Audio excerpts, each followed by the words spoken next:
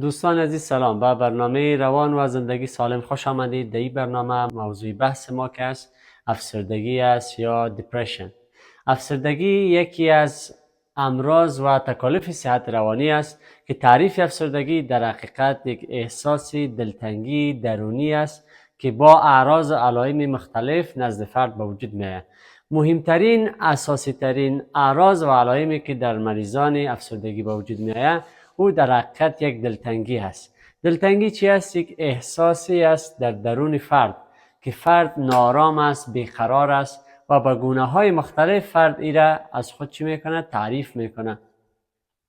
و پایه اساسی دیگر افسردگی چی است؟ که فرد علاقمندی خود نسبت به امورات زندگی، نسبت به چکر، بین رفتن از دست میده. یعنی عدم لذت از زندگی نزدش به وجود میاد. دیگه تغییراتی که میاد در اشتها میاد، یا اشتهای فرد بسیار زیاد میشه یا بسیار کم میشه. دیگه تغییری که میاد در خواب مریض میاد، خواب مریض یا بسیار زیاد میشه یا بسیار کم میشه.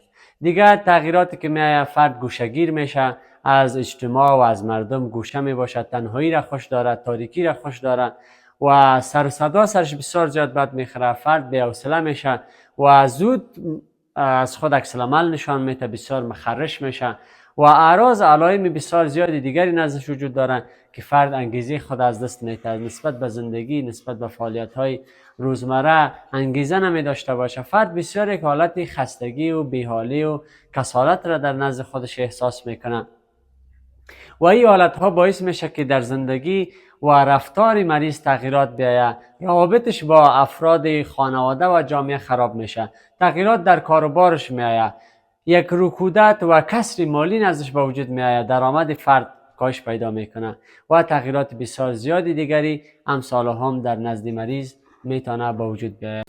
و به خاطر نجات از افسردگی و داشتن یک روان و زندگی سالم لطفاً ویدیوهای بعدی ما را تعقیب کنید.